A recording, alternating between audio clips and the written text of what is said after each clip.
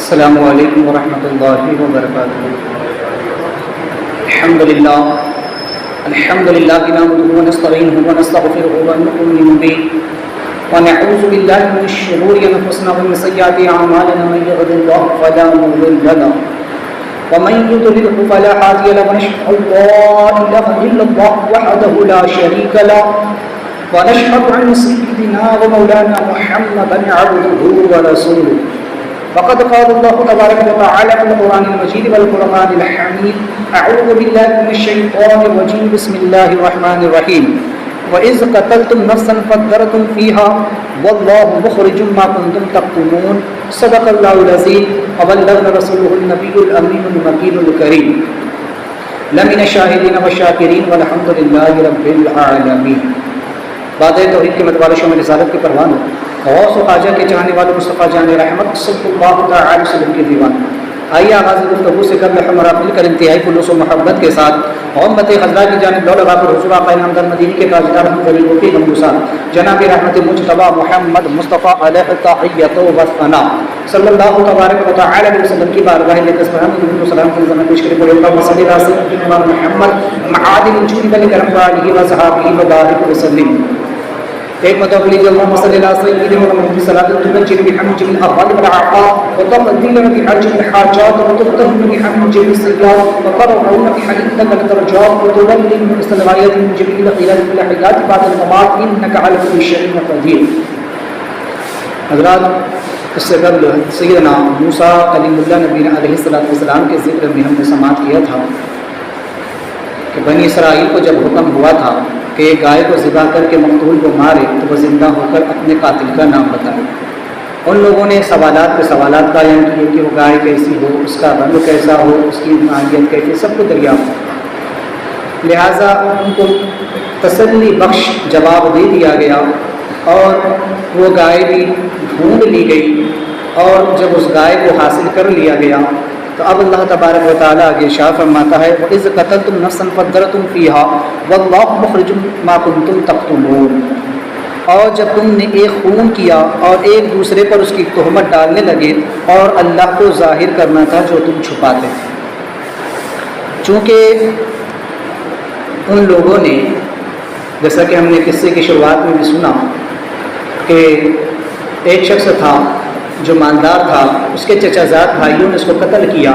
اور دوسرے شہر والوں کی بستی میں لے جا کر ڈال دیا اور اس خون کا الزام ان پر لگا دیا، اور اب موسیٰ علیہ السلام کی بارگاہ میں آ کر کے خود ہی کہنے لگے کہ ہمارے بھائی کو فلاں بستی والوں نے قتل کر دیا، ہم اس کا خون بہا چاہیے، بدلے میں قصاص میں ہمیں ان لوگوں کو بھی قتل کرنا ہے۔ لہٰذا وہ لوگ چونکہ اس کی دولت حاصل کرنا چاہتے تھے۔ اب موسیٰ علیہ السلام سے کہا گیا کہ آپ جو تو دعا کریں، لہٰذا موسیٰ علیہ السلام نے دعا کی اور اللہ نے یہ تدبیر بتائی۔ غرض کہ یہ سارا معاملہ ہوا تو چونکہ وَإِذْ قَتَلْتُمْ، وَإِذْ اور یاد کرو، یعنی انہیں یاد دلاؤ، یا تو موسیٰ علیہ السلام کی طرف اشارہ ہے کہ آپ ان بنی اسرائیل کو یاد دلائیں، یا پھر آقا کریم صلی اللہ تعالی وسلم سے یہ کہا جا رہا ہے کہ محبوب آپ اپنے دور کے یہودیوں سے، ان بنی اسرائیلیوں سے کہیے کہ اس واقعے کو یاد کرو جب تمہارے باپ داداؤں نے قتل کیا، خون کیا، ناحق ایک شخص کو انہوں نے قتل کر دیا اور پھر خود ہی اس کا خون بہا لینے کے لیے موسیٰ علیہ السلام کی بارگاہ میں آ گئے۔ وَإِذْ قَتَلْتُمْ، انہوں نے قتل کیا، ایک جان کو، ایک نفس کو انہوں نے ناحق مارا بلا وجہ جو ہے، تو انہوں نے چونکہ یہ قتل کیا تھا لہٰذا فَأَدَّرْتُمْ فِيهَا، کہا گیا کہ چونکہ تم نے ایک دوسرے پر اس کا الزام ڈالا، یعنی کہ وہ پوری جماعت کی طرف اشارہ کیا گیا، یا تو وہ جتنے لوگ تھے یا پوری قوم کی طرف، کیونکہ بعض کا فعل کبھی کبھی پورے قوم کی طرف بھی منسوب ہو جاتا ہے، کرتا ایک ہے اور بھرنا سب کو پڑتا ہے۔ ان چند لوگوں نے یہ کام کیا لیکن پوری قوم کی طرف جو ہے تو اس کا اشارہ کر دیا گیا، تو لہٰذا چونکہ کہا گیا کہ وہ جو قتل تم نے کیا ہے نا، تو اس کا ایک جرم تو یہ تھا کہ تم نے ناحق اسے قتل کیا، دوسرا جرم یہ کیا کہ موسیٰ علیہ السلام کی بارگاہ میں آ کر کے جھوٹ بولا کہ ہم نے قتل نہیں کیا، دوسری بستی والوں نے کیا، اور تیسرا یہ گناہ یہ کیا کہ اس کا الزام دوسروں پر ڈال دیا۔ 3 گناہ، پہلا تو ناحق ایک جان کو قتل کرنا، دوسرا نبی کی بارگاہ میں آ کر جھوٹ بولنا، اور تیسرا دوسرے شخص پر اس کا الزام لگا دینا، یعنی اس کو بہتان لگانا، جو گناہ اس نے نہیں کیا اس کا بہتان لگانا۔ لہٰذا یہ تینوں عمل بڑے ہی خطرناک ہیں، یہ تینوں عمل بڑے ہی خطرناک ہیں۔ ایک تو انسان قتل کرے نہ، آقا کریم اسلام فرماتے کہ اس شخص پر جنت حرام ہے جو کسی مسلمان کو ناحق قتل کرے، اور پھر کتنا بڑا گناہ ہے کہ نبی جو غیب کے جاننے والے ان کی بارگاہ میں آ کر جھوٹ بول رہے ہیں۔ لہٰذا یہ بھی خیال نہ کیا کہ یہ نبی ہے، یہ تو غیب جانتے ہیں، اور اللہ تبارک و تعالیٰ انہیں وحی کے ذریعے آگاہ فرما دے گا، تو یہ بھی خیال نہ کیا۔ اور تیسرا پھر یہ کہ کسی بے قصور پر، بے گناہ پر الزام لگانا، اس کو بہتان لگانا، یہ بھی بہت بڑا گناہ ہے۔ تو بہرحال چونکہ ایک چیز یہاں پر مجھے بتانی ہے، ایک سوال پیدا ہوتا ہے یہاں پر کہ جب انہوں نے نبی کی بارگاہ میں جا کر جھوٹ بولا تو کیا وہ لوگوں کا عقیدہ نہیں تھا کہ نبی غیب جانتے ہیں؟ بے شک ان کا بھی عقیدہ تھا۔ بنی اسرائیل بھی اس بات کو اچھی طرح سمجھتے تھے کہ نبی غیب کی خبریں دیتا ہے، نبی وہی ہوتا ہے جو چھپی ہوئی باتوں کو جان لیتا ہے اور جس کا تعلق رب سے براہ راست ہوتا ہے۔ اگر نبی کو اللہ تبارک و تعالیٰ جب جس چیز کو بتانا چاہے تو اسے وحی کے ذریعے سے آگاہ فرما دیتا ہے، باوجود اس کے انہوں نے نبی کی بارگاہ میں آ کر کے جھوٹ بولا۔ تو کیا تمہیں موسیٰ علیہ السلام کی دعا پر یقین نہ تھا؟ کیا موسیٰ علیہ السلام کی بارگاہ میں آ کر جھوٹ بولنے کو تم نے اتنا ہلکا سمجھ لیا؟ تو سمجھئے کہ انسان پر جب کسی چیز کا غلبہ طاری ہوتا ہے تو پھر وہ یہ نہیں دیکھتا کہ میں کیا کر رہا ہوں، وہ انجام پر نظر نہیں رکھتا، بلکہ فی الوقت وہ جو کام کرنا چاہتا ہے اسے کر گزرتا۔ حضرت سیدنا یعقوب نبینا علیہ السلام، ان کا قصہ بھی آپ سن چکے ہیں، اختصار کے ساتھ بات آئی ہے تو عرض کروں۔ آپ کے 12 بیٹے، لہذا 10 بیٹوں نے مل کر کے حضرت سیدنا یوسف علیہ السلام کے خلاف منصوبہ بنا، اور آپ کے ساتھ جو سلوک انہوں نے کیا وہ سب کو پتا کہ آپ کو لے جا کر ایک اندھے کنویں میں ڈال دیا، اور بعد میں بھائی کو پھوٹی کوڑی کے داموں کے بدلے جو ہے تو آپ کو بھیج دیا، اور یعقوب علیہ السلام کی بارگاہ میں آ کر جھوٹ بول رہے ہیں، کہنے لگے کہ اے ہمارے باپ، ہم نے یوسف کو اپنے مال و متاع کے پاس بٹھایا، اپنے سامان کے پاس بٹھایا، اور ہم نے آپس میں دوڑ لگائی تو ایک بھیڑیے نے آ کر یوسف کو کھا لیا۔ آ کر یہ جھوٹ بولا، تو کیا بیٹوں کا عقیدہ نہیں ہے؟ وہ مسلمان ہے کہ ان کا عقیدہ نہیں ہے کہ ہمارا نبی غیب جانتا ہے، ہمارا باپ غیب جانتا ہے، ہمارا باپ اللہ کا نبی ہے؟ یہ ان کا عقیدہ ہے، لیکن اس وقت ان کی آنکھ پر حسد کی پٹی بندھی ہوئی تھی۔ اس وقت حسد ایسا غالب تھا حضرت یوسف علیہ السلام کا کہ انہیں کچھ سجائی نہیں دیا، انہیں کوئی چیز سمجھ میں نہیں آئی، بلکہ انہیں تو بس یہ فکر تھی کہ کسی طرح ہم یوسف کو اپنے باپ سے دور کریں۔ تو بھائی کے حسد کی وجہ سے ان لوگوں نے اس امر پر غور نہ کیا، ان کی توجہ نہ گئی، یا گئی بھی تب بھی انہوں نے اس کام کو کر لیا۔ ایسے ہی جیسے آج مسلمان گناہ کرتے ہیں، کس مسلمان کا عقیدہ نہیں ہے کہ اللہ دیکھتا ہے، جانتا ہے؟ سب مسلمانوں کا عقیدہ ہے کہ اللہ عالم الغیب ہے، اللہ ہر چھپے ہوئے کو بھی جانتا ہے، ظاہر کو بھی جانتا ہے، وہ قطرہ جو سمندر کی گہرائیوں میں ہے، وہ ذرہ جو خشکی میں موجود ہے، اللہ سب کا جاننے والا ہے۔ انسان چھپ کر گناہ کرے تب بھی اللہ اس کو جانتا ہے، ہر مسلمان کا عقیدہ ہے، لیکن اس کے بعد بھی مسلمان گناہ کر رہا ہے، تو کیا مسلمان کا عقیدہ نہیں؟ عقیدہ ہے، لیکن جب انسان پر، میں نے کہا نا کہ کوئی چیز کا غلبہ طاری ہوتا ہے، اگر کسی پر زنا کا غلبہ طاری ہو گیا، اس پر شہوت کا غلبہ طاری ہو گیا، تو وہ جانتا ہے کہ یہ حرام ہے، یہ گناہ ہے، اللہ دیکھ رہا ہے، لیکن پھر بھی وہ چھپ کر کے کر لیتا ہے، شراب پی لیتا ہے، چوری کر لیتا ہے، ڈکیتی ڈال لیتا ہے، تو کیا اس مسلمان کا عقیدہ نہیں ہے؟ عقیدہ ہے، لیکن اس وقت اس پر اس کام کو کرنے کا غلبہ ایسا آ گیا کہ اس نے انجام پر جو تو غور نہ کیا اور اس کام کو وہ کر گزرا۔ تو یہ سمجھ لیں، وہاں بھی لوگ دھوکہ دیتے ہیں کہتے ہیں کہ دیکھو اگر بنی اسرائیل کا عقیدہ ہوتا کہ نبی غیب جانتے تو جھوٹ کیوں بولتے آ کر کے؟ ارے جھوٹ تو منافق بھی نبی کی بارگاہ میں آ کر بولتے تھے۔ بہرحال تو مسلمان بھی جو ہے تو جانتا ہے، اس کا بھی یقین، میں نے مثال اسی لیے دی کہ مسلمانوں کا عقیدہ ہے کہ بے شک اللہ دیکھتا ہے، جانتا ہے، سب کچھ علم رکھتا ہے، باوجود اس کے اس سے گناہ ہو جاتا ہے یا وہ کر لیتا ہے۔ ایسے ہی بنی اسرائیل جانتے تھے کہ اللہ کے نبی موسیٰ علیہ السلام غیب جانتے ہیں، باوجود اس کے ان لوگوں نے جو ہے تو یہ قتل کیا اور موسیٰ علیہ السلام کی بارگاہ میں آ کر کے جھوٹ بولا۔ تو ان کو تنبیہ کی جا رہی ہے، ان کو جو ہے تب یہاں پر ان پر سختی کی جا رہی ہے کہ تم نے اتنا بڑا جرم کیا، یہ سب کچھ جاننے کے باوجود بھی کہ نبی ہے، غیب جانتے ہیں، پھر بھی آ کر کے جھوٹ بول رہے ہو، یہ تم نے بڑا جو ہے تو جرم کیا ہے۔ تو بہرحال یہاں پر چونکہ ان لوگوں نے جب یہ جرم کر لیا تو اللہ نے فرمایا کہ ما کنتم تکتمون، تاکہ جو ہے تو تم پر اللہ تعالیٰ اس چیز کو ظاہر کرے۔ کس طریقے سے؟ واللہ مخرج، اللہ اس کو ظاہر کر دے۔ تو اللہ تبارک و تعالیٰ نے جو ہے اس چیز کو ظاہر کیا کرنے والا، کیونکہ اگرچہ خود مقتول نے زندہ ہو کر قاتل کو ظاہر کیا، مگر چونکہ یہاں سب کچھ حکم الہی سے اور موسیٰ علیہ السلام کا اس سے کوئی تعلق نہ رکھا گیا اور بہت عمدہ طریقے سے اس بات کو ظاہر کر دیا گیا تاکہ کسی کو دم مارنے کی بھی گنجائش نہ رہے، لہٰذا اللہ تبارک و تعالیٰ نے اس امر کو اپنی طرف لیا کہ ہم نے اس کو ظاہر کیا، ہم نے اس بات کو جو ہے تو ظاہر کر دیا کہ قاتل کون، لہٰذا تم جو چھپانا چاہتے تھے، انسان لاکھ چھپانا چاہے، وہ گناہ کرے اور چاہے کہ کوئی اسے نہ دیکھے لیکن اللہ اسے دیکھ رہا ہے۔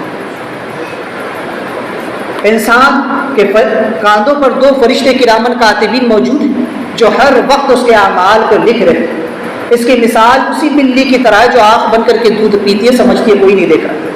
انسان سمجھتا ہے میں نے دنیا سے چھپ کر، لوگوں سے چھپ کر کے کوئی گناہ کر لیا ہے تو کوئی نہیں دیکھ رہا، لیکن اللہ دیکھ رہا ہے۔ اس کے نامہ اعمال میں اس کا امر لکھا جا رہا ہے اور اللہ اس کو ظاہر فرمائے، یا تو دنیا میں ظاہر کر دے گا یا آخرت میں تو ظاہر ہی فرما دے گا۔ اسی طرح کوئی انسان چھپ کر کے نیکی کرے، چھپ کر کے اللہ کی عبادت کرے، لوگوں کے دکھاوے کے لیے نہ کرے، تب بھی اللہ تبارک و تعالیٰ جب چاہے گا اپنے بندے کو ظاہر فرما دے گا۔ وہ چاہے گا تو دنیا میں اپنے بندے کو لوگوں میں مقبول فرما دے گا، لوگوں کے دلوں میں اس کی محبت ڈال دے گا۔ لوگ نہیں جانتے کہ یہ کیا کرتا ہے، یہ راتوں میں اٹھ کر کے اللہ کی عبادت کرتا ہے، اللہ کے حضور روتا ہے، گڑ گڑاتا ہے۔ اللہ تبارک و تعالیٰ جب اس سے محبت کرے گا تو اپنی مخلوق کے دل میں بھی اس کی محبت ڈالے گا، ورنہ قیامت کے دن تو اس کے اعمال بھی ظاہر ہو جائے۔ تو اللہ تبارک و تعالیٰ ہر چھپی ہوئی چیز کا ظاہر فرمانے والا ہے، لہٰذا فرمایا گیا کہ اللہ نے فرمایا اس کے بعد فَقُلْنَا نَضْرِبُ بِبَعْضِهَا، لہٰذا ہم نے کہا کہ اس گائے کو ذبح جو کیا ہے اس کے گوشت کا ایک ٹکڑا جو ہے اس مقتول کو جو ہے تو مارا جائے۔ لہٰذا چونکہ یہاں پر موسیٰ علیہ السلام سے کہا گیا کہ وہ جو گائے، اللہ نے فرمایا کہ اے موسیٰ وہ جو گائے کو ذبح کیا ہے نا، اب ان لوگوں سے کہو کہ وہ گائے کا گوشت کا ایک ٹکڑا لے کر کے یا تو اس کی دم یا اس کی زبان یا پھر اختلاف ہے اس کے گوشت کا کوئی بھی ایک حصہ لے کر کے اس مقتول کو لگایا جائے، اس کے جسم سے لگایا جائے تو وہ زندہ ہو کر اپنے قاتل کا نام بتائے۔ موسیٰ علیہ السلام نے قوم سے یہ بات کہی اور انہی سے کروایا، انہی کے ہاتھوں جانور ذبح بھی کروایا اور انہی کے ہاتھوں سے وہ گوشت کا ٹکڑا بھی جو ہے تو اس مقتول کو لگوایا۔ کیوں؟ اس کی وجہ، اس کی حکمت ہے، اس لیے کہ اگر یہ کام موسیٰ علیہ السلام کرتے تو قوم آپ کو جادوگر کہہ دیتی، قوم آپ پر تہمت رکھ دیتی، قوم یہ کہہ دیتی کہ موسیٰ علیہ السلام نے تو یہ اپنے جادو سے کر دکھایا، جیسے وہ پہلے بھی کہہ چکے تھے کہ یہ تو آسے کو ازدا بنانا یہ جادو ہے، یا آپ کو جو دیگر معجزات تھے کہ ید بیضا کو بھی دیکھ کر کے انہوں نے کہہ دیا تھا، تو کہیں ایسا نہ ہو کہ یہاں پر بھی موسیٰ علیہ السلام پر جادو کی تہمت لگا دی جائے، اس لیے موسیٰ علیہ السلام نے سارا کام انہی لوگوں سے کروایا، تم ہی اپنے ہاتھوں سے کرو تاکہ موسیٰ علیہ السلام پر الزام نہ آئے۔ اب یہاں پر ایک چیز اور سمجھنے کی کہ موسیٰ علیہ السلام کو علم نہیں تھا، کہ موسیٰ علیہ السلام نہیں جانتے تھے کہ قاتل کون ہے، کس نے قتل کیا ہے؟ بے شک موسیٰ علیہ السلام جانتے تھے کہ قتل کس نے کیا ہے، لیکن اگر بتا دیتے تو آپ پر طرفداری کا الزام لگ جاتا، غیر جانبداری کا الزام لگ جاتا۔ قوم یہ کہتی کہ تم نے بغیر تحقیق کیے ہوئے، بغیر ثبوت کے آپ نے جو تو فلاں کو مجرم ٹھہرا دیا۔ اس لیے یہ ثبوت جو ہے تو اکٹھے کیے جا رہے ہیں تاکہ اس طریقے سے وہ جانور ذبح ہو اور وہ مردہ خود زندہ ہو کر کے بتائے کہ میرا قاتل کون ہے۔ یہ ثبوت ہوگا، سب سے بڑا گواہ ہوگا، لہٰذا اس لیے یہ ساری تدبیر کی گئی۔ موسیٰ علیہ السلام اگر پہلے ہی بتا دیتے کہ فلاں نے قتل کیا ہے تو الزام سارا موسیٰ علیہ السلام پہ آتا کہ تم غلط کہہ رہے ہو، یا تم نے اس کی طرف سے جو تو رشوت لے لی ہے معاذ اللہ اور اس کی طرف داری کر رہے ہو۔ تو سن لے، موسیٰ علیہ السلام کو علم تھا، آپ جانتے تھے کہ قتل کس نے کیا ہے، لیکن صرف اس وجہ سے کہ قوم آپ پر جو ہے تو غیر جانبداری کا الزام نہ لگاتے، آپ نے یہ تدبیر ان لوگوں کو بتائی۔ اب یہاں پر سمجھے کہ آقا کریم صلی اللہ تبارک و تعالی علیہ وسلم کی زوجہ محترمہ سیدنا ام المومنین محبوب رب العالمین سیدہ عائشہ صدیقہ رضی اللہ تبارک و تعالی عنہا پر جب الزام لگایا گیا معاذ اللہ کہ آپ نے جو ہے تو فحش کاری کی ہے، آپ نے غلط کاری کی ہے، جب آپ پر معاذ اللہ زنا کی تہمت لگائی گئی تو اس وقت آقا کریم صلی اللہ تبارک و تعالی وسلم نے کوئی گواہی نہیں۔ یہ آپ نے شاید سنا ہوگا یہ واقعہ، نہ صورت اختصار کے ساتھ کہ جب آپ کے ساتھ یہ واقعہ پیش آیا کہ سیدہ عائشہ پر یہ بہتان لگایا، منافقوں نے یہ سازش کی اور منافقوں نے الزام لگا دیا کہ معاذ اللہ حضرت عائشہ صدیقہ رضی اللہ عنہا نے ایسی ایسی حرکت کی ہے۔ اس وقت آقا کریم صلی اللہ تعالی علیہ وسلم چند دنوں کے لیے حضرت عائشہ صدیقہ رضی اللہ عنہا سے جدا ہو۔ تو کیا حضور کو پتہ نہیں تھا کہ میری بیوی پاک ہے؟ کیا حضور کو نہیں معلوم تھا کہ حضرت عائشہ صدیقہ رضی اللہ عنہا پر جو الزام لگ رہا ہے وہ بے بنیاد ہے، وہ ایک بہتان ہے، وہ صرف ایک الزام ہے، حقیقت کچھ نہیں؟ بے شک حضور جانتے تھے، حضور کو اچھی طرح سے خبر تھی کہ میری بیوی پاک ہے، ان سے کوئی گناہ نہیں ہوا ہے، انہوں نے کوئی غلطی نہیں کی ہے۔ لیکن اگر حضور گواہی دیتے تو منافق ڈھنڈورا پیٹتے کہ دیکھو اپنی بیوی کی بات ہے، اس لیے حضور خود گواہی دے رہے ہیں۔ اس لیے حضور نے گواہی نہ دی بلکہ اللہ کی وحی کا انتظار کیا۔ جب رب کی طرف سے وحی آئی اور سورہ نور کی 18 آیتیں سیدہ کی عصمت کے لیے، سیدہ کی تعریف میں اتاری گئی اور آپ کی پاک دامنی کو بیان کیا گیا، تب جا کر آقا کریم صلی اللہ تعالی وسلم نے ممبر پر کھڑے ہو کر کے اس کا بیان فرمایا تاکہ سیدہ کو یہ مقام حاصل ہو جائے کہ ان کی گواہی خود اللہ نے دی کہ بے شک سیدہ عائشہ پاک ہے، ان سے گناہ نہیں ہوا ہے، ان سے خطا نہیں ہوئی ہے، انہوں نے یہ جرم نہیں کیا۔ تو حضور کو علم تھا۔ اب یہاں پر بھی وہابی دیوبندی اعتراض کرتے کہتے دیکھو تم کہتے ہو کہ نبی کو غیب کا علم ہے، اگر حضور کو غیب کا علم ہوتا تو حضور نہیں بتاتے تھے کہ حضرت عائشہ نے گناہ نہیں کیا، فلاں منافقوں کی یہ سازش ہے۔ آپ سوچئے ایک عام انسان، اگر وہ میاں بیوی، ہر انسان اپنی بیوی کو اچھی طریقے سے جانتا ہے اور ایک عورت اپنے مرد کو اچھی طریقے سے جانتی ہے، ایک اگر پاک دامن مرد و عورت ہو جن کی زندگی خوشحال گزر رہی ہو اور کوئی جا کر کے اس مرد کی عورت پر الزام لگا دے تو کیا اس مرد کو تکلیف نہیں ہوگی؟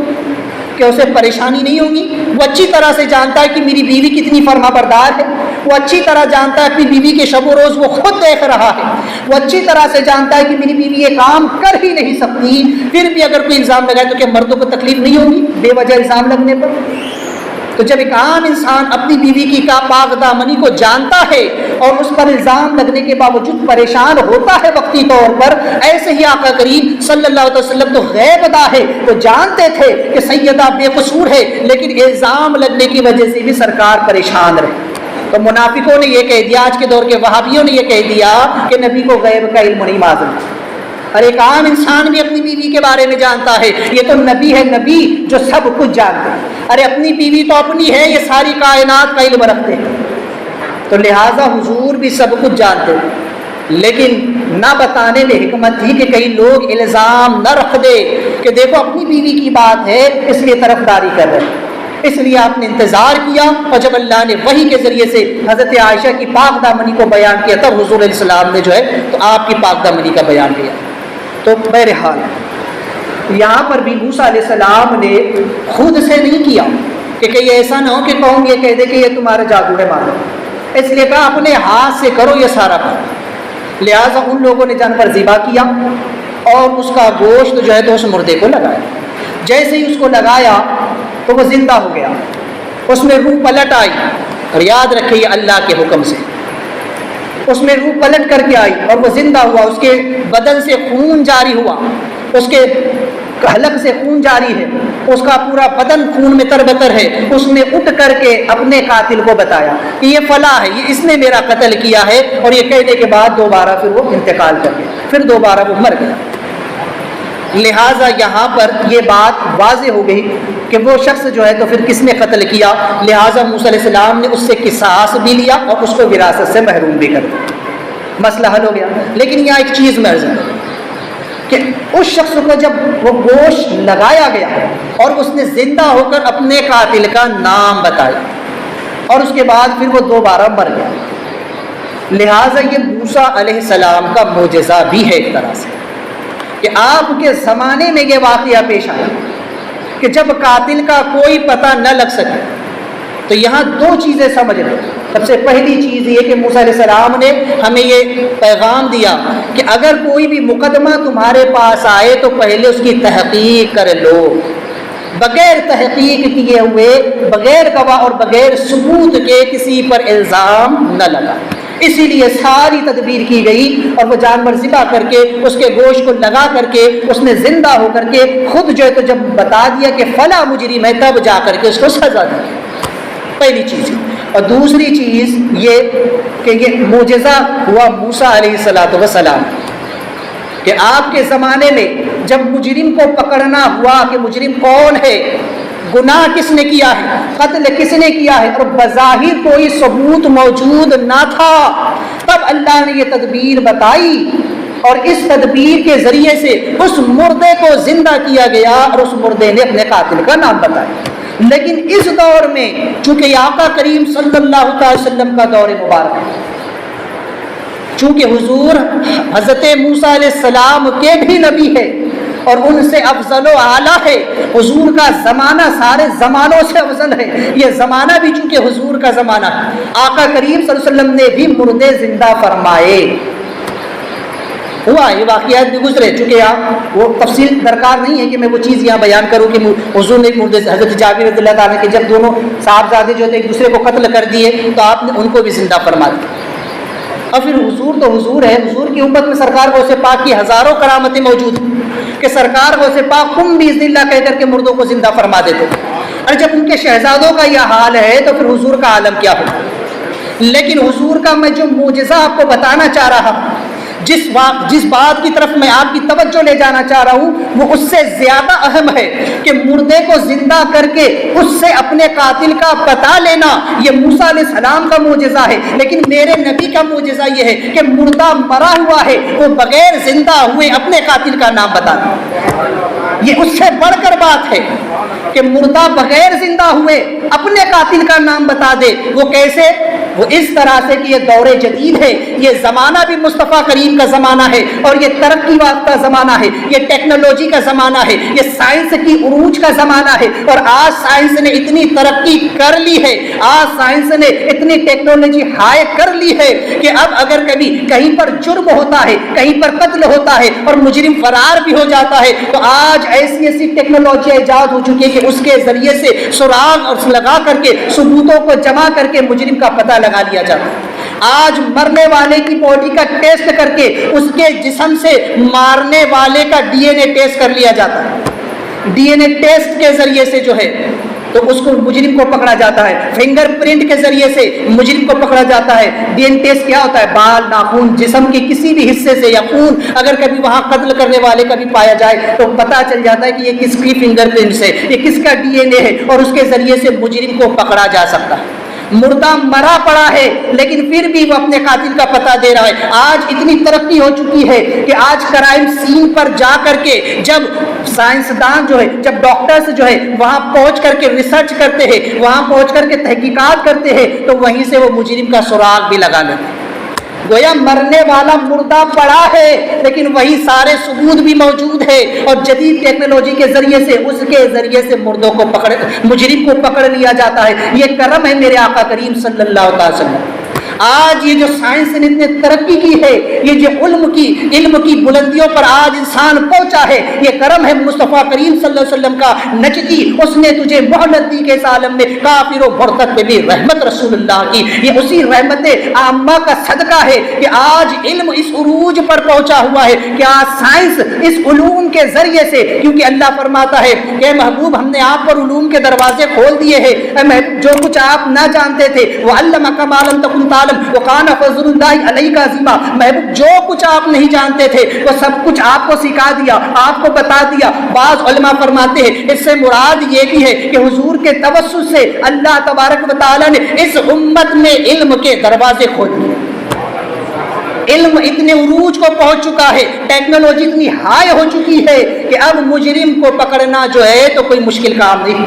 اب مردے کو زندہ ہونے کی ضرورت نہیں ہے، بلکہ وہ مرا ہوا شخص ہی اپنے پاس اتنے ثبوت لیے ہوئے ہوتا ہے کہ اگر کسی نے گلا دبا کر مارا تو اس کے گلے سے فنگر پرنٹ اٹھا لی جائے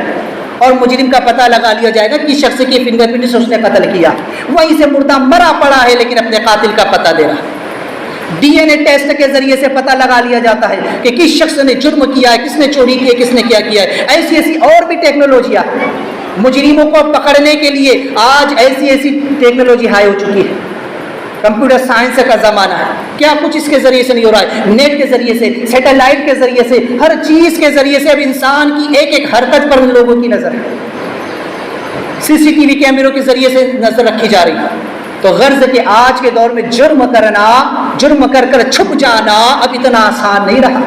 پہلے تھا کہ ٹیکنالوجی نہ تھی تو لوگ جرم کر کے آسانی سے نکل جاتے تھے، اس شخص کو اب بھائیوں نے مارا، قتل کیا اور دوسرے کے دروازے پہ ڈال کر کے چلے آئے کوئی دیکھنے والے۔ اب آج تو اتنا ہائی سیکولر آج کا زمانہ ٹیکنالوجی کا ہے کہ اب کدھر بھی کچھ بھی ہو، زمین کی تہ میں بھی کچھ ہوتا ہے اور آسمانوں میں بھی کچھ ہوتا ہے تو انسان سیٹلائٹ کے ذریعے سے اس کو سب کچھ ڈیٹیکٹ کر لیتا ہے۔ تو یہ سب کس کی صدقے میں ہے؟ یہ مصطفیٰ جان رحمت صلی اللہ علیہ وسلم کا زمانہ ہے اور یہ حضور کے صدقے کہ آج یہ سب کچھ علوم کی بلندیوں کو انسان چھو رہا ہے، تو یہ مصطفیٰ کریم کا جو ہے تو تصرف ہے۔ تو بہرحال چونکہ یہاں پر ایک چیز فرمائی گئی، اللہ نے فرمایا وَكَذَلِكَ، اور اسی طرح یحیی اللہ تعالیٰ مردوں کو زندہ فرماتا ہے، لہٰذا اللہ تبارک و تعالیٰ ایسے ہی مردوں کو زندہ کرنے پر قدرت رکھتا ہے، جیسے اس نے یہاں پر مردے کو زندہ کر دیا۔ یہ اللہ کی قدرت ہے۔ یا ان لوگوں کو یا تو تنبیہ کے طور پر بتایا جا رہا، کیونکہ ان لوگوں کا بھی عقیدہ تھا، مسلمان تھے، ان سے کہا جا رہا ہے کہ اللہ تبارک و تعالیٰ نے جس طرح آج مردے کو زندہ کیا ہے وہ کل قیامت کے دن بھی زندہ کرنے پر قادر ہے۔ یا تو پھر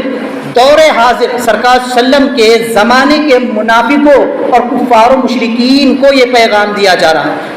بتایا جا رہا ہے کہ اس سے پہلے موسیٰ علیہ السلام کے زمانے میں اللہ نے مردے کو ایسے زندہ کیا تھا، لہٰذا اللہ قادر مطلق ہے۔ جو کفار یہ کہتے ہیں کہ ہمیں دوبارہ زندہ ہونا نہیں ہے، ہمیں حساب و کتاب نہیں دینا ہے، نہ جنت ہے نہ جہنم ہے، کچھ نہیں ہے، تو انہیں بتایا جا رہا ہے کہ دیکھ لو اللہ قادر مطلق ہے، جیسے اس نے آج مردہ زندہ کیا ہے وہ کل قیامت کے دن بھی سارے مردوں کو زندہ کرنے کی طاقت رکھتا ہے۔ یہ اللہ کی شان ہے، یہ اللہ کی قدرت ہے۔ اب ایک چیز، انسان اگر کوئی چیز بناتا ہے تو اگر وہ جب پہلی بار کوئی چیز بناتا ہے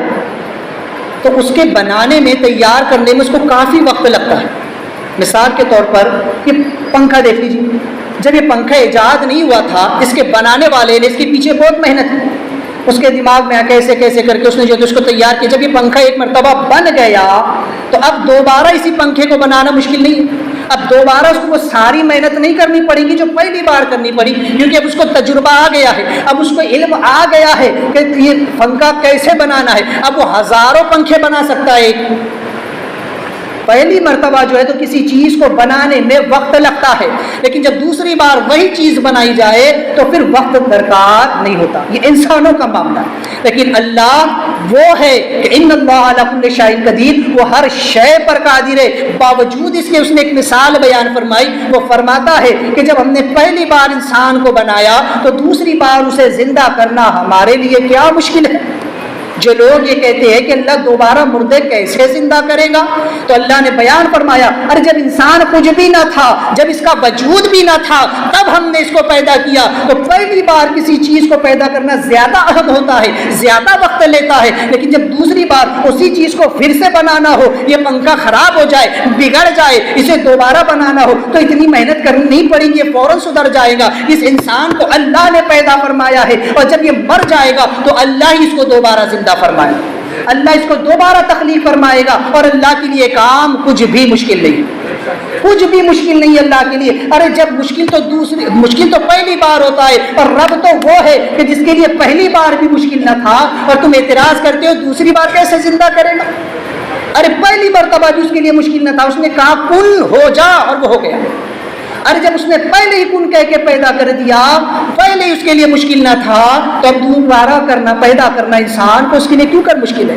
جیسے اللہ نے یہاں مردہ کو زندہ کیا، وہ فرماتا ہے کل قیامت کے دن بھی اسی طرح ہم مردوں کو زندہ کریں گے، اور یوم الحشر ہوگا، ہر ایک کا حساب و کتاب لیا جائے۔ لہذا فرمایا کہ یحیی اللہ الموتیٰ، کہ اسی طرح جو ہے تو قیامت کے دن بھی جو ہے تو اللہ تبارک و تعالیٰ مردے کو زندہ فرمایا، مگر یریکم آیاتہ، تاکہ تم اللہ کی آیتوں پر یقین رکھ سکو، اللہ کی آیتوں سے عقل حاصل کرو۔ یہ اللہ کی نشانیاں ہیں، اللہ نے ایک نشانی قائم کر دی تمہارے لیے، اللہ تمہیں نشانیاں تمہارے سامنے ظاہر فرماتا رہتا ہے۔ جن لوگوں کو اعتراضات ہوتے ہیں ان کے لیے اللہ تبارک و تعالیٰ کئی طرح کی مثالیں قائم فرماتا ہے۔ بہرحال چونکہ یہاں وقت نہیں ہے کہ تفصیل سے اس کا عرض کروں، تو یہاں پر ایک مثال اللہ نے دکھا دی کہ ہم مردوں کو کیسے زندہ کریں۔ جیسے حضرت ابراہیم علیہ السلام، آپ کو پورا یقین کہ بے شک اللہ مردوں کو زندہ فرمائے، آپ اللہ کے نبی، آپ کو تو کامل یقین ہے کہ بے شک اللہ مردہ زندہ فرمانے پر قدرت رکھتا ہے، لیکن باوجود اس کے حضرت ابراہیم خلیل اللہ نبی علیہ السلام نے اللہ کی بارگاہ میں عرض کی تھی اور کہا تھا کہ اللہ مجھے دکھا تو مردے کیسے زندہ فرمائے۔ اللہ نے فرمایا تھا کہ ابراہیم کہ تیرا ایمان نہیں، یعنی کہ تمہیں یقین نہیں، یعنی کہ تمہیں تو سب کچھ پتا ہے، پھر بھی کہا کہ ہاں اللہ تبارک و تعالیٰ یقیناً میرا ایمان ہے، میرا یقین ہے، لیکن میں چاہتا ہوں کہ ان ماتھے کی آنکھوں سے میں اپنے سامنے مردہ ابھی زندہ ہوتے ہوئے دیکھوں۔ تو اللہ تبارک و تعالیٰ نے حکم دیا تھا کہ 4 پرندوں کو ذبح کرو، ان کا گوشت ملا کر، ان کا قیمہ بنا کر، اور اس کو 4 حصے کر کے الگ الگ پہاڑوں پر رکھ دو، ان کو آواز دو، وہ زندہ ہو کر کے چلے آئے۔ تو یہ قدرت ہے اللہ تبارک و تعالیٰ ایسی مثالیں قائم فرماتا۔ لہٰذا جب ایک دور تھا کہ جب یہ اعتقاد لوگوں کا ہو گیا کہ اللہ دوبارہ کسی کو زندہ نہیں کرے گا، تو اس وقت اللہ تبارک و تعالیٰ نے اصحاب کہف کو بیدار فرمایا۔ اصحاب کہف کا واقعہ بھی آپ بارہا سن چکے، اس کو بس میں اشارہ دے رہا ہوں کہ اللہ تبارک و تعالیٰ نے اس دور میں اصحاب کہف کو زندہ فرمایا جو کئی سالوں سے سو رہے تھے، کئی ہزار سالوں سے سو رہے تھے۔ اللہ نے ان کو زندہ فرما کر جب بستی میں بھیجا، تب ان لوگوں کو یقین آیا کہ بے شک اللہ مردے کیسے زندہ فرمائے۔ تو اللہ وقتاً فوقتاً حالات کے اعتبار سے اپنی نشانیاں دکھاتا ہے۔ آج بھی اللہ تعالیٰ کئی اپنی قدرت کی نشانیاں ہمیں دکھا رہا ہے تاکہ مسلمان سنبھل جائے، سنور جائے، اپنی عاقبت کو، اپنی آخرت کو سنوار لے، گناہوں میں زندگی بسر نہ کرے۔ یہ آنے والے حالات ہمیں اجاگر کر رہے ہیں، یہ اللہ کی آیتیں ہیں، یہ اللہ کی نشانیاں ہیں، اس سے عبرتیں حاصل کرو۔ یہ آنے والی نئی نئی بیماریاں، یہ آنے والے نئے نئے فتنے، یہ ہر روز اٹھنے والی ایک نئی آندھی طوفان، یہ سب کچھ ہمارے لیے ایک نشانی ہے، تاکہ مسلمان اجاگر ہو جائے، جان لے کہ اللہ قادر مطلق ہے اور وہ راہ راست پر آ جائے۔ بہرحال تو چونکہ یہاں پر ان بنی اسرائیل کو یہ بات بتائی گئی کہ اپنے ان باپ داداؤں کے واقعے کو یاد کرو، حضور کے زمانے کے یہودیوں سے کہا گیا کہ اپنے باپ داداؤں کی اس حرکت کو یاد کرو کہ جب انہوں نے ناحق ایک شخص کا قتل کیا اور پھر اس کا الزام دوسرے پر ڈالا، نبی کی بارگاہ میں آ کر جھوٹ بولا، تو ہم نے کس طریقے سے اس مردے کو جو ہے تو زندہ کیا اور جو ہے تو اس کے بعد جو واقعہ ہوا، لہٰذا ان کو یہ ساری تدبیر بتائی گئی۔ اب اس کے بعد اللہ تبارک و تعالیٰ ارشاد فرماتا ہے ثم قست قلوبکم من بعد ذلک فہی کالحجارۃ او اشد قسوۃ، پھر اس کے بعد تمہارے دل سخت ہو گئے تو وہ پتھروں کی مثل ہے بلکہ ان سے بھی زیادہ سخت۔ وَإِنَّ مِنَ الْحِجَارَةِ لَمَا يَتَفَجَّرُ مِنْهُ الْأَنْهَارُ، لہٰذا ان پتھروں میں تو کچھ ہے وہ جن سے ندیاں بہ نکلتی ہے اور کچھ وہ ہے جو پھٹ پڑتے ہیں. وَإِنَّ مِنْهَا لَمَا يَشَقَّقُ فَيَخْرُجُ مِنْهَا الْمَاءُ جن میں سے بعض تو پھٹ پڑتے ہیں جن سے دریا بہ نکلتے ہیں. اور وَإِنَّ مِنْهَا لَمَا يَهْبِطُ مِنْ خَشْيَةِ اللَّهِ اور بعض وہ ہے کہ جن سے پانی نکلتا ہے اور بعض وہ ہے جو اللہ کے خوف اور اس کی خشیت سے گر پڑتے ہیں. وَمَا اللَّهُ بِغَافِلٍ عَمَّا تَعْمَلُونَ اور اللہ تمہارے اعمالوں سے بے خبر نہیں. لہٰذا یہاں پر انسانوں کے قلب کے بارے میں اللہ نے فرمایا. یا تو اس دور کے لوگوں کے بارے میں کہا گیا, انہی بنی اسرائیلیوں کے بارے میں کہ ان کے دل پتھر سے زیادہ سخت ہو گئے. کیوں؟ اس کی ایک وجہ جو ہے تو مفسرین لکھتے ہیں کہ جب اس مردے نے زندہ ہو کر اپنے قاتل کا نام بتایا تو ان لوگوں نے کہا کہ یہ جھوٹ بول رہا ہے, ہم اس کی بات نہیں مانتے, یہ جھوٹا ہے. اور یہ کہہ کر کے اس کو انہوں نے جو تو جھوٹا ٹھہرایا. اس وقت بھی انہوں نے انکار کر دیا کہ نہیں ہم نہیں مانتے. لہٰذا ان لوگوں سے کہا جا رہا ہے, یا تو پھر آقا کریم صلی اللہ علیہ وسلم کے دور کے یہودیوں سے کہا جا رہا ہے کہ یہ واقعہ تمہیں سنانے کے باوجود بھی تمہارے دل اتنے پتھر ہو گئے, پتھروں سے زیادہ سخت ہو گئے کہ اب بھی تم محمد صلی اللہ علیہ وسلم پر ایمان نہیں لاتے, اب بھی تم حضور کی پیروی کرنے سے گریز کر رہے ہو,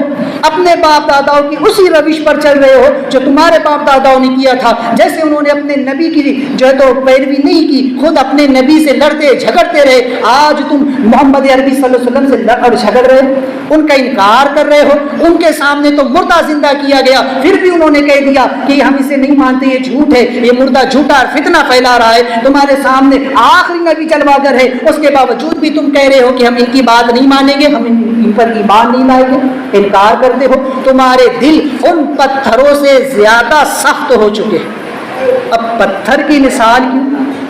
سنیے, علماء کرام فرماتے ہیں کہ یعنی دل کی سختی میں پتھر کی مثال نہ لوہے کیوں دی گئی کہ نہ لوہے اور فولاد کی طرح, کیونکہ لوہا اور فولاد آگ سے اور معجزات سے پگھل جاتے ہیں. لوہا اور فولاد یہ ایسی سخت چیزیں ہیں کہ جو آسانی سے نہیں ٹوٹتی. لوہے کو آپ توڑنے کی کوشش کریں وہ نہیں ٹوٹے گا, آپ اس پر ہتھوڑے بھی مارو نا تب بھی نہیں ٹوٹے گا, جب تک اس کو آگ میں تپایا نہیں جائے. جب وہ آگ میں تپتا ہے تب جا کر کے اس پر ہتھوڑا مارو گے, تب جا کر کے وہ جو ہے تو ٹوٹے گا یا مڑے گا جیسا آپ اس کو کرنا چاہیے. اور فولاد کا بھی یہی حال ہے. تو یہ آگ ایسی چیز ہے جو بڑی سی بڑی طاقتور چیز کو بھی جلا دیتی ہے, اسے نرم کر دیتی ہے, اسے پگھال دیتی ہے. اور سب سے سخت تر لوہا ہے اور فولاد ہے, وہ بھی آگ میں پگھل جاتے ہیں. لیکن پتھر وہ ہے کہ آگ میں پگھلتا نہیں. آپ کسی پتھر کو آگ میں ڈالو, برسوں تک اس کو آگ میں رکھو, پھر بھی وہ نہیں پگھلے گا. گرم ہو جائے گا لیکن پگھلے گا نہیں. کیوں؟ کیونکہ وہ پتھر ہے. تو پتھر اتنا سخت ہوتا ہے کہ وہ آگ میں پگھلتا نہیں ہے. اسی لیے کہا گیا کہ کفار کے دل ان پتھروں سے بھی زیادہ سخت ہو چکے ہیں. کیونکہ پتھر تو وہ ہے کہ بعض پتھر پھٹ پڑتے ہیں اور ان سے پانی بہہ نکلتا ہے. بعض پتھر وہ ہے کہ ان سے پانی رس رس کر کے نکلتا ہے. بعض پتھر وہ ہے جن سے پانی ٹپکتا رہتا ہے. بعض پتھر وہ ہے جو پھٹ جاتے ہیں اور ان سے ندیاں جاری ہو جاتی ہے, ان سے نہریں نکل پڑتی ہے, ان سے جو ہے تو سمندر بہہ پڑتے, ان سے جو ہے تو بڑے بڑے نہریں نکل جاتی ہے. بعض پتھر وہ ہے کہ ان سے پانی ابلنا شروع ہو جاتا ہے. تو لہٰذا پتھر تو وہ ہے, اور ایک پتھر وہ ہے کہ جو اللہ کے خوف اور اللہ کی خشیت کی وجہ سے پہاڑ کی چوٹی سے بھی نیچے گر جاتا ہے. یہ مثال اللہ نے بیان فرمائی کہ بعض پتھر تو ایسے بھی ہے کہ جو پہاڑوں کی چوٹیوں سے صرف اللہ کے خوف سے لرز کر کے, لرزہ برندام ہو کر کے گر پڑتے ہیں. لیکن انسان کے دل, کفار کے دل, مشرکین کے دل ان پتھروں سے بھی کئی زیادہ سخت ہو چکے ہیں کہ ان پر نصیحتیں اثر نہیں کرتی, ان پر انبیاء اولیاء کے واعظ اثر نہیں کرتے. اس کا یہ مطلب نہیں ہے کہ انبیاء کے واعظ میں تاثیر نہیں ہے, اولیاء کی تقریر میں تاثیر نہیں ہے, علماء کی تقریر میں تاثیر نہیں ہے, بلکہ بات یہ ہے کہ ان کے دل سخت ہو چکے ہیں. ان دلوں کے اندر ان وعظوں کو برداشت کرنے کی, اسے جذب کرنے کی طاقت نہیں ہے. جس طریقے سے اگر پتھریلی زمین پر بارش گرے تو وہ بہہ جاتی ہے, اس میں بارش کا قصور نہیں ہے، بارش ہر جگہ یکساں برستی ہے۔ زمین اگر نرم ہو تو اپنے اندر پانی کو جذب کر لیتی ہے اور اس سے پھل پھول پودے اور اناج ہوتا ہے، لیکن اگر زمین پتھریلی ہو، پتھر کی ہو یا پتھر ہی ہو، اس پر بارش گرے تو کتنی ہی بارش گر جائے اس پر کوئی اثر نہیں ہوتا، اس میں سے کوئی اناج نہیں اگتا، اس میں سے کوئی سبزہ نہیں نکلتا۔ بلکہ بعض پتھر تو وہ ہوتے ہیں کہ پتھر میں کبھی کبھی سوراخ ہو جاتا ہے، اگر ایک ہی پتھر پر بار بار بارش کی بوند گرتی رہے یا پانی کی بوند ٹپکتی رہے تو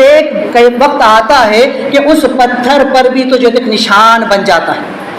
ارے بعض پتھر تو وہ ہے کہ جو انبیاء علیہ السلام کے قدموں کو اپنے سینوں میں لے لیتے، پتھر تو وہ ہے کہ جو نبی کے قدم کو بھی اپنے سینے میں لے لیتے ہیں اور نبی کے قدم کا نقش پا اس پتھر پر امٹ کر آ جاتا ہے۔ لیکن انسان کے دل اتنے سخت ہو چکے ہیں کہ نبی کی نصیحت اس کے دل پر نہیں چھپتی۔ پتھر نبی کے قدموں کو اپنے سینے میں چھاپ لیتا ہے، لیکن انسان نبی کی تعلیم کو، نبی کی سنتوں کو، نبی کی دین کو اپنے دل میں بسا نہیں پاتا، اسے چھپا نہیں پاتا۔ تو گویا اس کے دل ان پتھروں سے زیادہ سخت ہو چکے۔ اب یہ دو باتیں ہیں، اگر پتھر اس کی مثال اگر کبھی کفار کی طرف پھیری جائے تو پھر یہ کہ ان کفار و مشرکین کے دل اتنے سخت ہو چکے ہیں کہ انبیاء اولیاء کی تعلیمات اثر نہیں کرتی۔ اور اگر اسے گناہگار مسلمانوں کی طرف پھیرے، وہ انسان کے جو گناہ پر گناہ کرتا چلا جائے اور توبہ بالکل بھی نہ کرے تو وہ بھی، اس کا دل بھی پتھر کی مانند ہو چکا ہے کہ اسے بار بار نصیحت کی جا رہی ہے، اس کے سامنے بار بار واعظ کیا جا رہا ہے، بار بار نماز کی تلقین کی جا رہی ہے، بار بار نماز کی دعوت دی جا رہی ہے، بار بار کہا جا رہا ہے نماز پڑھو، لیکن پھر بھی نماز نہیں پڑھتے، تو سمجھ لیں ان کے دل پتھر ہو چکے ہیں۔ میں نے کہا نا کہ پتھر بھی تو وہ ہے کہ پانی کی بوند اگر ایک ایک ٹپکتی رہے تو پتھر میں نشان بن جاتا ہے۔ اللہ نے 700 مرتبہ فرمایا اقیموا الصلاۃ اقیموا الصلاۃ، اللہ کا کلام ہے، لیکن پھر بھی دل میں نہیں اتر رہا ہے، تو دل کتنا سخت ہو چکا ہے کہ پھر بھی بار بار کہا جاتا ہے نماز پڑھو، مؤذن حی علی الصلاۃ حی علی الفلاح کی صدائیں بلند کرتا ہے، سن کر کے کانوں سے آواز دل تک جاتی ہے لیکن بہہ جاتی ہے، اس پتھر پر سے بہہ جاتی ہے اور اس پتھر پر اثر نہیں ہوتا اور نماز کے لیے نہیں آتا۔ تو سوچے دل کتنے پتھر ہو چکے انسانوں کہ ان پر اثر نہیں ہوتا ہے۔ بڑے تعجب کا مقام ہے۔ بہرحال یہاں پر ایک چیز کہ بعض پتھر تو وہ ہے کہ جن سے نہریں بہہ نکلتی ہیں۔ اب تصوف کی زبان میں سمجھیں کہ پتھروں سے یہ جو پانی نکلتا ہے نا، اولیاء کرام فرماتے ہیں کہ یہ پتھروں کے آنسو ہیں جو اللہ کے خوف سے روتے ہیں، جو اللہ کی خشیت سے روتے ہیں، تو ان سے پانی بہہ نکلتا ہے۔ جس طریقے سے انسانوں کی کیفیت ہوتی ہے کہ انسان جس طریقے سے اس کی کیفیت ہوگی، روئے گا تو کسی کے آنسو تھوڑے تھوڑے نکلیں گے، کسی کے صرف تھوڑی آنکھ نم ہو جائے گی، کسی کے تو دھارے بہہ نکلتے ہیں۔ حضرت سیدنا آدم نبی علیہ الصلوۃ والسلام کے بارے میں روایتوں میں آیا ہے کہ 40 سال تک لگاتار روتے رہے۔ حضرت سیدنا عمر فاروق رضی اللہ تعالیٰ کے بارے میں روایتوں میں ملتا ہے کہ آپ اتنی کثرت سے رویا کرتے تھے اللہ کے خوف اور خشیت کی وجہ سے کہ آپ کی آنکھ، آپ کے چہرے پر جو تو نشان بن چکے تھے، اور جو پانی جو آنکھ سے آنسو نکلتا نا، اس کا ہم جس کو بولیں گے نشان بن گئے تھے آپ کے چہرے کے اوپر آنسو، اتنی کثرت سے رویا کرتے تھے اللہ کے خوف سے۔ اور آج تو ہمارا حال یہ ہے کہ گناہ پہ گناہ کرتے ہیں لیکن ذرا سا بھی ہمارے دل پر اثر نہیں، ہمیں خوف نہیں آتا اللہ کا، ہمیں اللہ کی خشیت سے ہمارا وجود لرزہ بر اندام نہیں ہوتا، ہماری آنکھوں میں پانی نہیں اترا۔ ارے ہماری آنکھوں کا پانی تو اتنا بڑھ چکا ہے کہ آج حالات کیا سے کیا ہو چکے ہیں، حالات کتنے بد سے بدتر ہو چکے ہیں، لیکن ہمارے کانوں پر جوں تک نہیں رہی۔ آج مسلم معاشرے کے ساتھ کیا ہو رہا ہے، مسلم لڑکیاں کس طریقے سے نکل رہی ہیں۔ بلکہ میرے پاس ایک بات یہ بھی آئی ہے، خود ہمارے یہاں کسی نے کہا کہ بیان کر دیجئے گا، آج موقع آیا ہے تو بیان کر رہا ہوں کہ آج سنا ہے کہ بہت ساری مسلم لڑکیاں چائنیز کی دکان پر جا کر کے وہاں بیٹھ کر کے چائنیز کھا رہی۔ اللہ شرم کی بات ہے ہمارے لیے، کھانا آپ کو منع نہیں ہے، حلال چیزیں آپ کو کھانے سے روکا نہیں جا رہا ہے، لیکن کسی مرد کو بھیج کر کے اس دکان سے بلوا کر آپ گھر پر بیٹھ کے کھا سکتی ہے۔ یہ گھر کے باپ بھائی اور مردوں کی ذمہ داری ہے کہ وہ خرید کر کے لا کر کے کھلا دیں، عورت وہاں جا کر کے نہ کھائے، شرم کی بات۔ تو آج ہماری آنکھوں کا پانی اتنا مر چکا ہے کہ ہم ان چیزوں کی طرف دھیان نہیں دیتے، توجہ نہیں دیتے۔ بہرحال میں بتا یہ رہا تھا کہ اولیاء کرام فرماتے ہیں کہ یہ پانی جو پتھروں سے نکلتا ہے یہ آنسو ہیں ان پتھروں کے جو اللہ کے خوف اور اللہ کی خشیت کی وجہ سے روتے ہیں۔ تو یہ پانی ہمارے لیے زندگی بخش ہے۔ یہ پانی کیا ہے؟ ہمارے لیے زندگی بخش ہے۔ انسان کی زندگی پانی پر ٹکی ہوئی ہے، اگر پانی نہ ملے تو انسان مر جائے۔ یہ تو پتھروں کا ہم پر ایک طرح کا احسان ہے کہ اللہ کے خوف سے یہ رو رہے ہیں اور ان سے جو پانی نکل رہا ہے وہ ہماری زندگی بچا رہا ہے،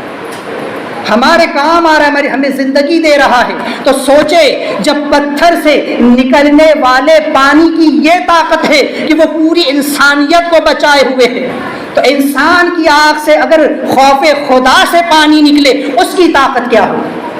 آؤ اس کی مثال بھی سن لو۔ آقا کریم صلی اللہ علیہ وسلم ارشاد فرماتے ہیں جب مومن اللہ کے خوف سے روتا ہے تو اللہ کی خشیت اور اللہ کے خوف سے رونے کے سبب اس کی آنکھ سے اگر مچھر کے پر کے برابر بھی آنسو کا قطرہ نکل جائے تو وہ جہنم کی آگ کو بجھانے کے لیے کافی ہے۔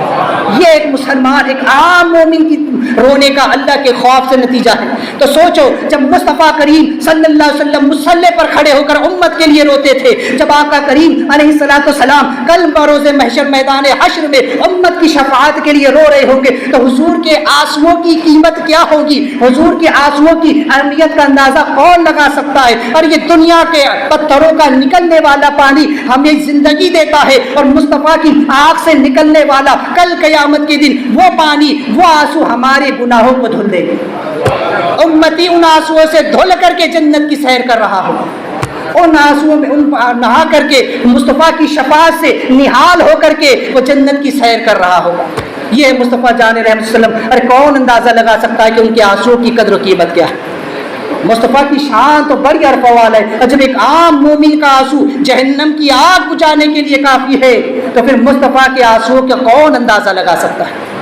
اسی لیے تو عرض فرمایا کہ پیش حق مزدہ شفاعت کا سناتے جائیں گے، آپ روتے جائیں گے، ہم کو ہنساتے جائیں گے۔ یہ مصطفیٰ کی شان ہوگی کل قیامت کے دن۔ لہذا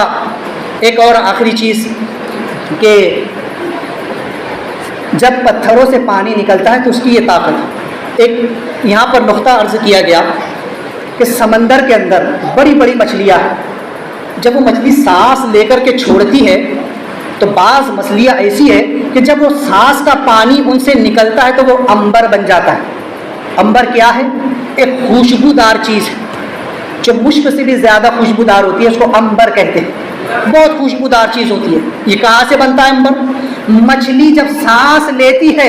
اور سانس چھوڑتی ہے تو وہ جو پانی نکلتا ہے، اور ہر مچھلی کا نہیں ہوتا، کچھ خاص مچھلیاں ہوتی ہے، جیسے ہر ہرن میں مشک نہیں ہوتا،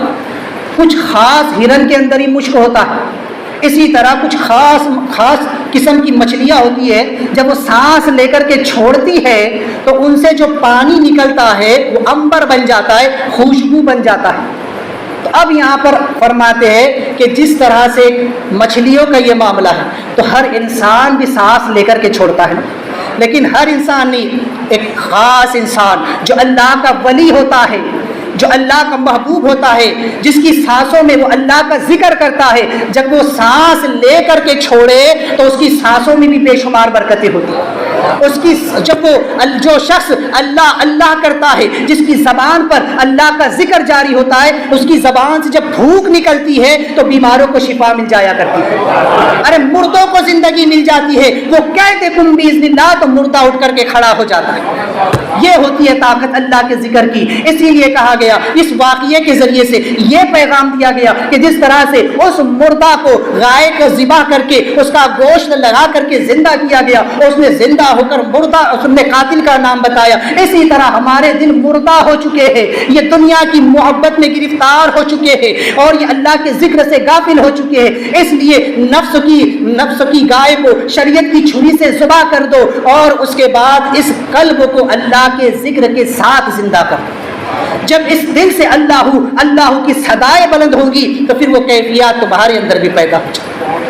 اس لیے اس مردہ دل کو اللہ کے ذکر کے ساتھ زندہ کرو۔ بہرحال یہ اس واقعے سے ہمیں جو تو سبق ملتا ہے، اللہ تبارک و تعالی ہم تمام کو کہیں سے زیادہ عمل کی توفیق عطا فرمائے۔ حضرات، چونکہ نماز کے مسائل کا سلسلہ رکا ہوا تھا، آج پھر اسی کو میں شروع کرتا ہوں۔ قاعدہ اولا، لہذا قاعدہ اولا کیا ہے؟ 2 رکعت کے بعد 4 رکعت والی اگر نماز ہے تو 2 رکعت پر ہم جو بیٹھتے ہیں اس کو قاعدہ اولا کہتے ہیں۔ قاعدہ اولا واجب ہے اگرچہ نفل نماز ہو۔ اگر آپ 4 رکعت والی نفل نماز پڑھ رہے ہیں 4 رکعت، تو اس میں بھی قاعدہ اولا واجب ہے، بلکہ بعض علماء کے نزدیک وہ فرض بھی کہلاتا ہے۔ اور اگر 4 رکعت والی سنت موقدہ ہے یا فرض نماز ہے تو ان میں بھی قاعدہ اولا واجب ہے، 2 رکعت پر بیٹھنا واجب ہے نا۔ جیسے فرض، وتر اور سنت موقدہ کے قاعدہ اولا میں التحیات کے بعد کچھ بھی نہ پڑھنا جو ہے تو واجب ہے، یعنی جب فرض، وتر اور سنت موقدہ اگر 4 رکعت والی پڑھ رہے ہیں تو جب 2 رکعت پر ہم بیٹھیں گے تو صرف التحیات تشہد پڑھ کر کے کھڑا ہو جائے، اس کے بعد کچھ بھی نہ پڑھنا واجب ہے، اور جو ہے تو فوراً تیسری رکعت کے لیے کھڑا ہو جائے۔ دوسری رکعت کے پہلے قاعدہ نہ کرنا واجب، اگر کوئی شخص پہلی رکعت پر بیٹھ گیا تو ترک واجب۔ اسی طرح سے 4 رکعت والی نماز میں تیسری رکعت پر قاعدہ نہ کرنا واجب، یعنی تیسری رکعت پر نہ بیٹھے۔ اگر کوئی شخص تیسری رکعت میں بیٹھ گیا تو اس کا واجب ترک ہو، اور ترک واجب پر سجدہ سو واجب۔ لہٰذا ان مسائل کو ذہن میں رکھے، اپنی نماز کی اصلاح کرے۔ دوران گفتگو غلطی ہو توبہ کرتا ہوں، استغفر اللہ ربی من کل ذنب واتوب الیہ، لا الہ الا اللہ محمد رسول اللہ۔